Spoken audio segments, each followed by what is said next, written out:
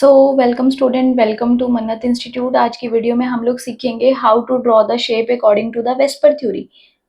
तो आज हम लोग प्रैक्टिस करते हैं नेक्स्ट शेप की। आज हम लोग देखेंगे कि वेस्पर थ्योरी के अकॉर्डिंगली हम लोग शेप कैसे ड्रॉ कर सकते हैं। ठीक है, तो एग्जाम्पल से समझते हैं इसको। Let's understand. First of all, if I have, let's say first molecule I have XeF2. This is most important topic. This is most important topic जो हमारे पेपर में आएगा 3 मार्क्स में। XeF2। तो सबसे पहले हम क्या करेंगे, जो सेंट्रल मेटल होगा, सेंट्रल मेटल एटम, उसके वैलेंस इलेक्ट्रॉन्स लिखेंगे। अब सेंट्रल मेटल एटम के वैलेंस इलेक्ट्रॉन लिखने के लिए हमारे पास क्या है, जीनोन। अब जीनोन इज 54। इतना बड़ा एटॉमिक नंबर है, इतना बड़ा इलेक्ट्रॉनिक कॉन्फ़िगरेशन, क्या हमें लिखने की जरूरत है? आंसर इज नो, क्योंकि वेस्पर थ्योरी कहती है only valence electrons will take part in the bonding. तो जीनोन एक नोबल गैस है एंड हम लोग सब जानते हैं कि नोबल गैस के पास कितने वैलेंस इलेक्ट्रॉन्स होते हैं, 8 प्लस फॉर्मूला में क्या है, वैलेंस इलेक्ट्रॉन्स प्लस उसके साथ में जो मेटल एटम बॉन्ड के साथ अटैच होते हैं, कितने मेटल एटम अटैच है, 2 डिवाइडेड बाय 2, तो it will come out to be 5। कितना आ जाएगा, 5 आ जाएगा। ठीक है, अब ये हमारे 5 क्या आया, ये जो 5 आया हमारे पास, ये आए हमारे पास इलेक्ट्रॉन पेयर्स। क्या आए हमारे पास, इलेक्ट्रॉन पेयर्स। अब इलेक्ट्रॉन पेयर जो हैं वो किसके बराबर होते हैं? एक मॉलिक्यूल में दो चीजें होती हैं इलेक्ट्रॉन पेयर में। एक होते हैं एक मॉलिक्यूल में बॉन्ड पेयर और दूसरा होता है मॉलिक्यूल के अंदर लोन पेयर। दो चीजें होती हैं, bond pair plus lone pair. अब इलेक्ट्रॉन पेयर कितने आ गए, 5। अब बॉन्ड पेयर हम डिसाइड कैसे करेंगे कि बॉन्ड पेयर कितने आएंगे?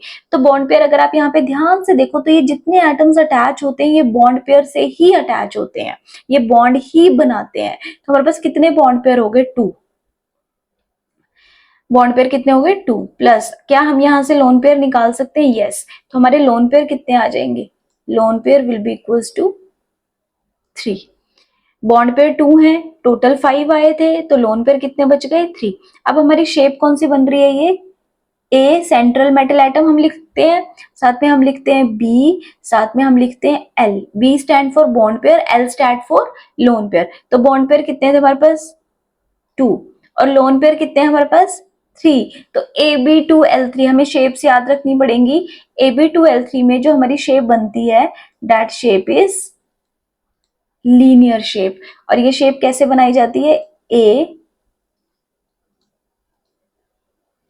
AB2 और 3 लोन पेयर हम लोग दिखाएंगे। तो first lone pair, second lone pair and third loan pair. तो ये लीनियर शेप है XeF2 की। जहां पे मैंने नॉर्मल लिखा है वहां पे आप XC और F लिख सकते हो। अब इसी तरीके से हम लोग एक और मॉलिक्यूल भी प्रैक्टिस कर सकते हैं।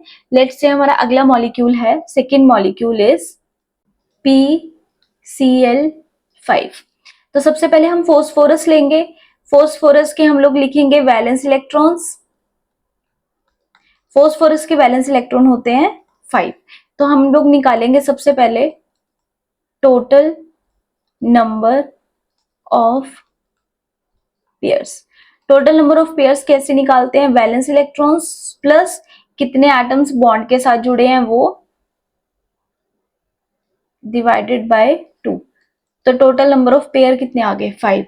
अगर टोटल हमारे पास 5 आ गए तो टोटल में हमारे पास दो चीजें होती है, एक होता है लोन पेयर और एक होता है बॉन्ड पेयर।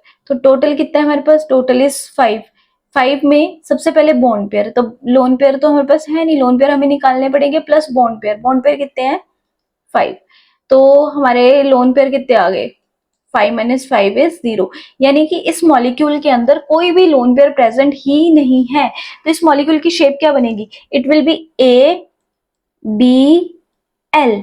बी कितना है 5, एल कितना है 0, यानी कि हमारे पास कोई लोन पेयर प्रेजेंट ही नहीं है। तो इट इज AB5। और AB5 की जो शेप है वो क्या होती है, ट्राइगोनल बाय पिरामिडल। और ट्राइगोनल बाय पिरामिडल शेप कैसे बनती है,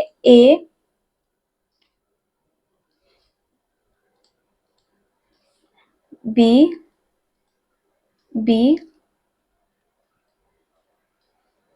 2 B यहाँ पे